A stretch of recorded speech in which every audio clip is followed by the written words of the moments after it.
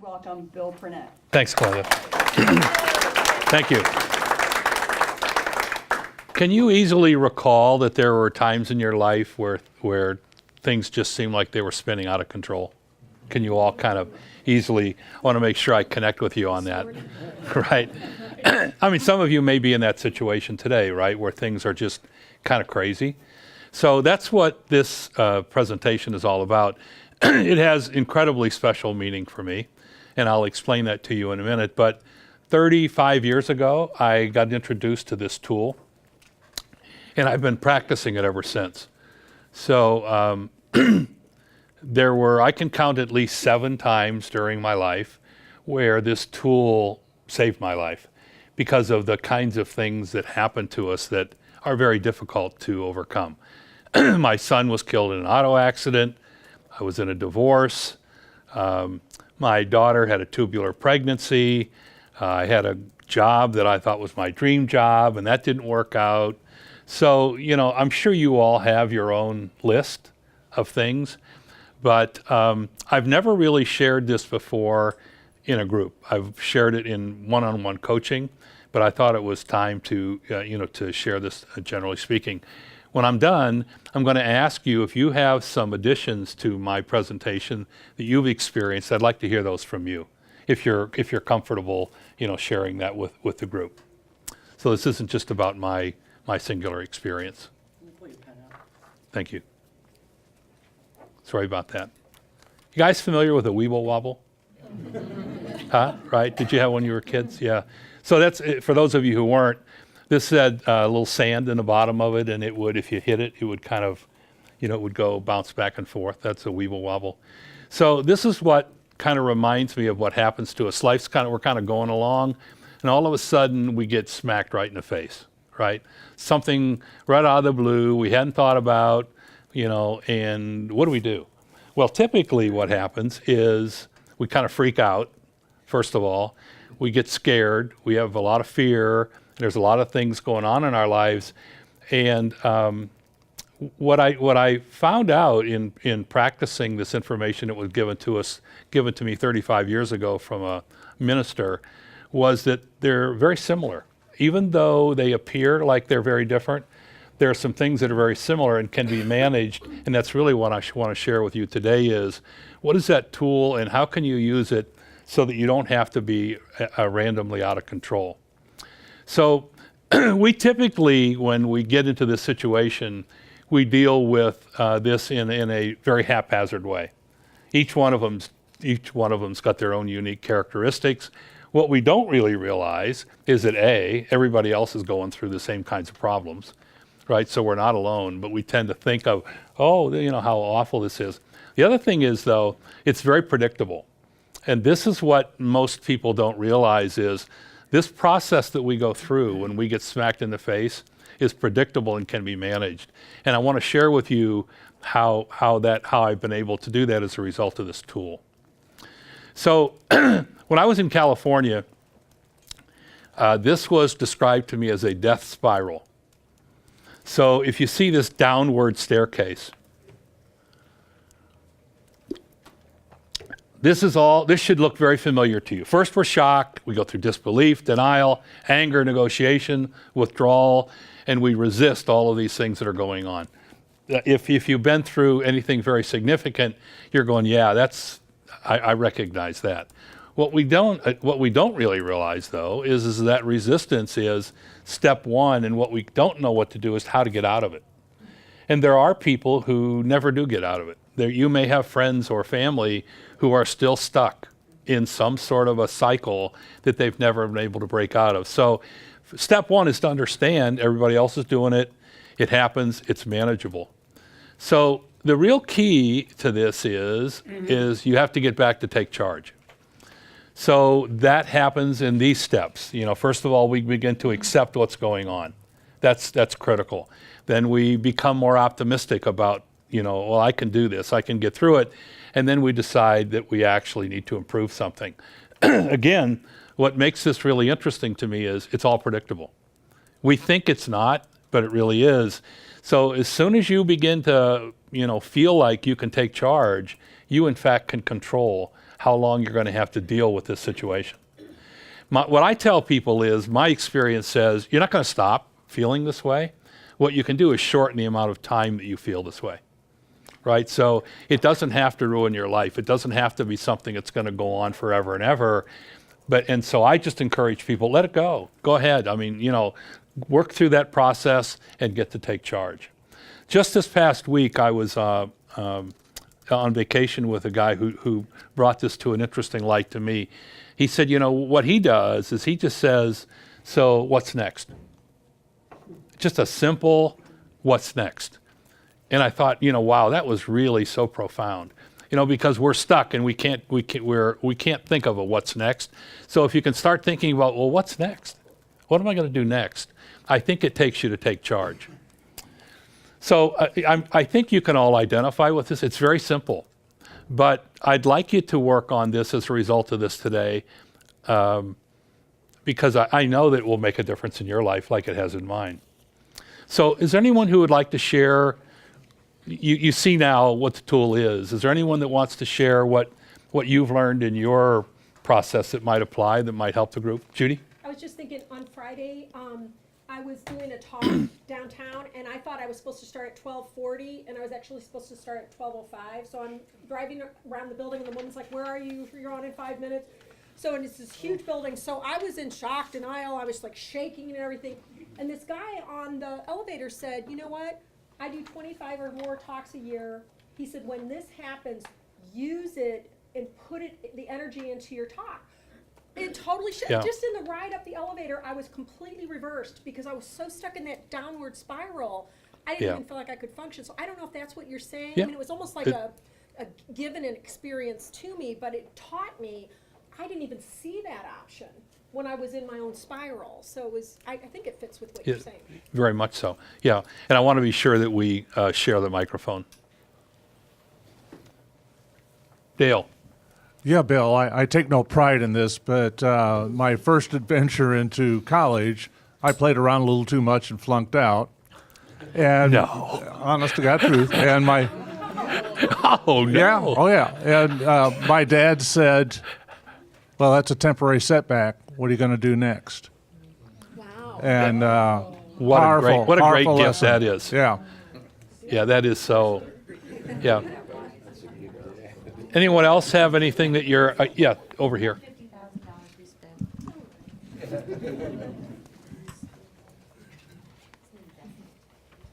Bill, you actually shared this tool with me probably 3 years ago.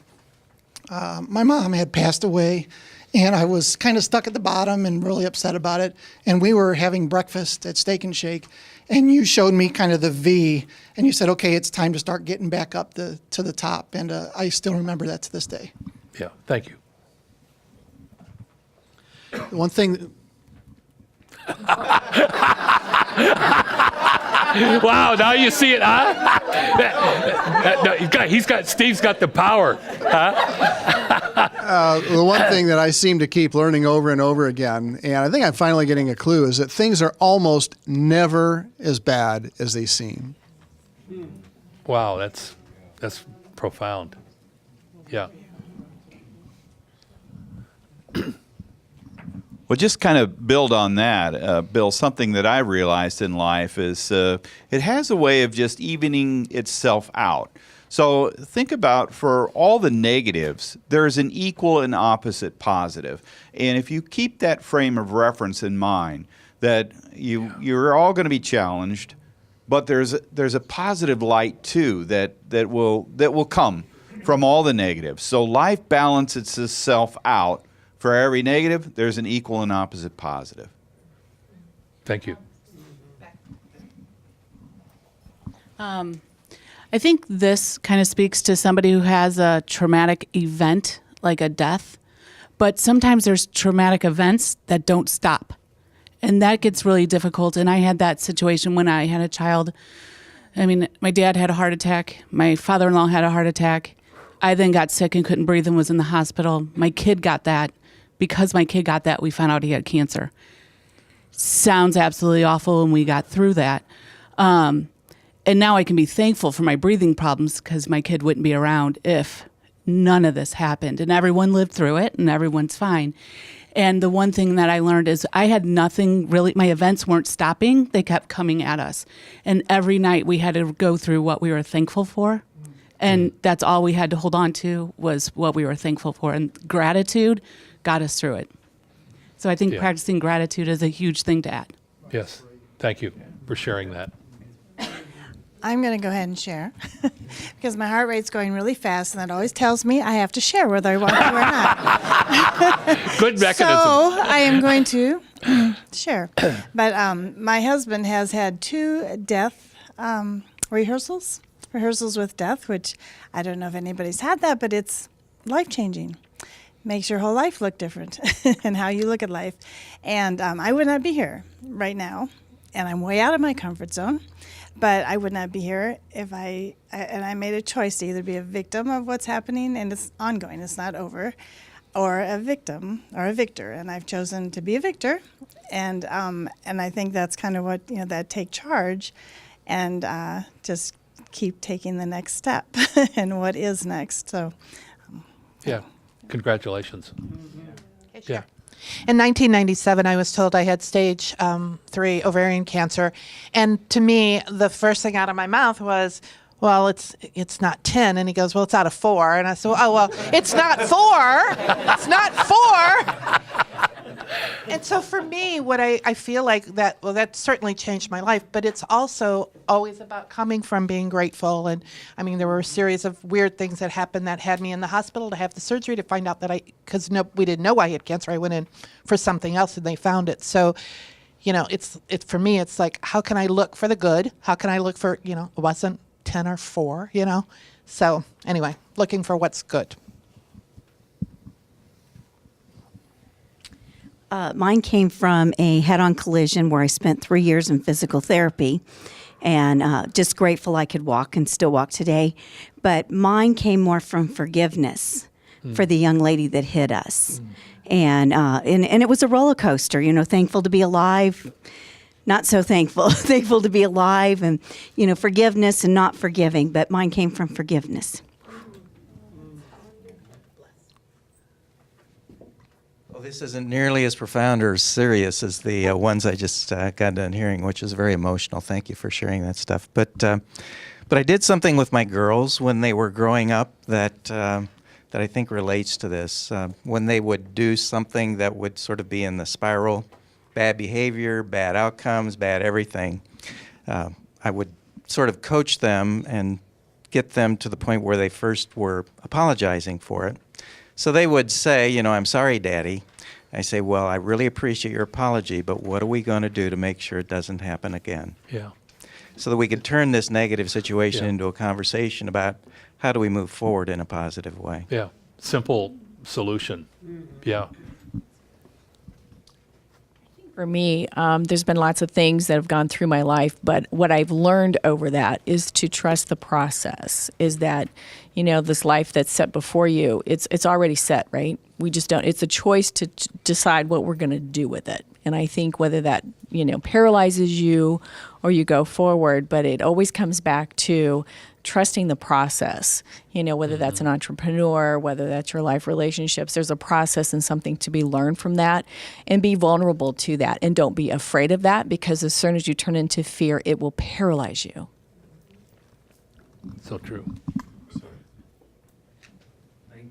And thanks to everyone, and thank you, Bill, for this concept. This brings to mind a quote from Charles Darwin, which he's often misquoted as the strongest survive, or the strongest of a species survive.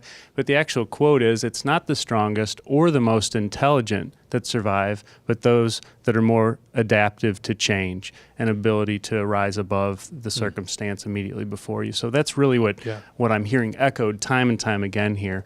These challenges present themselves. It's our adaptability, resilience, and willingness and functionality and change. Yeah, thank you for that summary, Dan. So I'm going to wrap it up. This is incredible. When my son got killed, I don't know if you're familiar with losing a child, and I hope none of you experienced that, but it is either going to kill you or you're going to rise above it. And this tool has allowed me to rise above that. And I do this in his honor. So my point to you is this. I think you can prepare for this. I mean, excuse me for this expression, but shit happens. Right? I mean, it's going to happen to you, but you don't need to wait until it happens. You can develop your own little tools every day on how you cope with things and how you deal. So why not fashion that, your own system, whatever that is? You heard a lot of good ideas. Why not fashion it now while you're dealing with small things? Because then when the big things come along, you will already have had a way of coping with this rather than getting blown away by it. So, be prepared and think about it now. So, ultimately at the end of the day, what matters is just how we respond. And Dan, to your point, I mean, things are going to happen to us, but the key is how do we respond to it? And we're not alone. We should seek other people's help in that, share openly the way we did here today. But we don't have to, I don't run from suffering. To me, suffering is something that's part of life. And what I've learned is how I cope with suffering is really the key.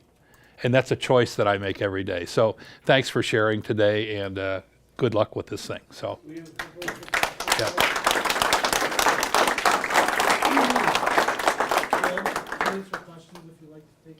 Do we have a minute? Oh, okay. Thank you. I wasn't sure if I was out of time.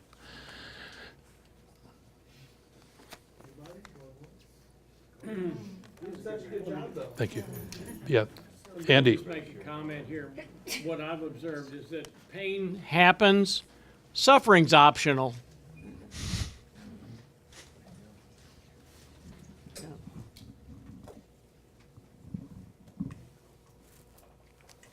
Over here.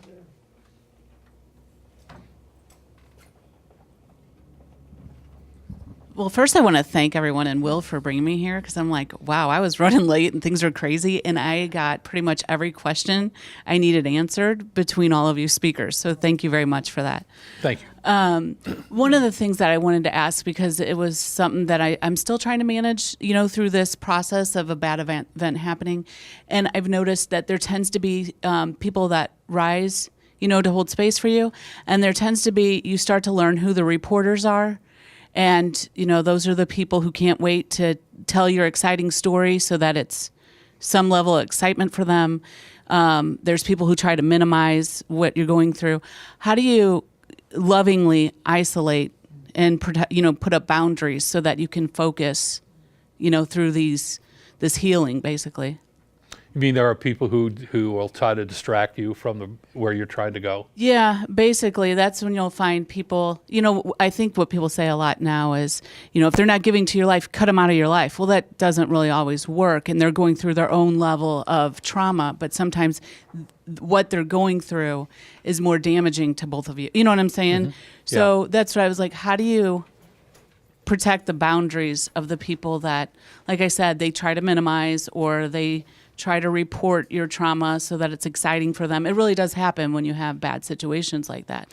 So because of an experience that I had earlier in my life, I pay very close attention to what people say and what they do. I mean, there are a lot of people who say things, oh, I love you, this and that, but then they act like they don't love you. And so I just don't associate with people who don't act. If I find that kind of incongruency between what people say and what they do, I run from them. I mean, that's the only solution I found. I don't want to be around people who say one thing and do another. I find that to be very hard on me. So that's the way I do it. Thanks, you guys. Great life.